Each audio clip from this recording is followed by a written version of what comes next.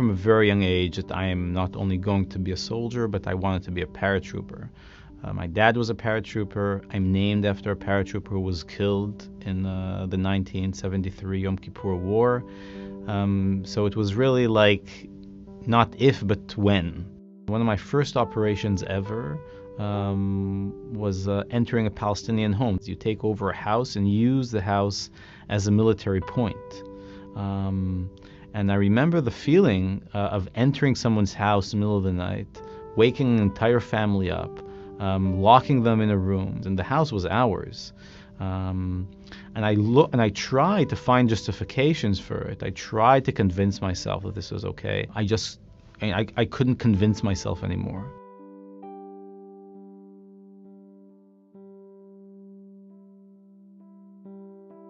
Breaking the Silence is an organization of former Israeli soldiers. We basically have come together to do a pretty simple thing, to let people know what it's like to maintain a military occupation over millions of Palestinians, and to talk about it from our own experiences.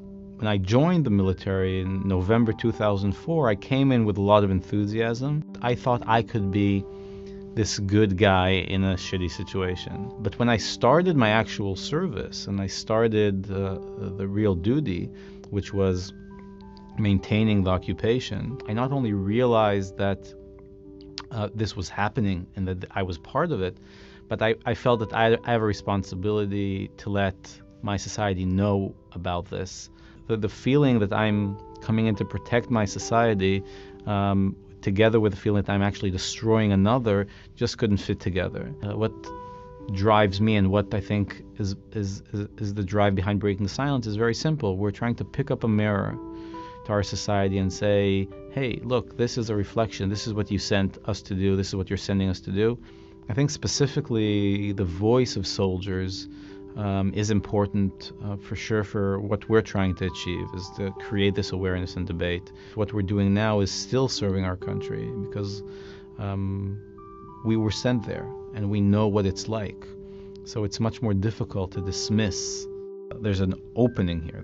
There is a possibility of actually building a community that looks the reality straight in the eye and says, this is not the way we want to continue living.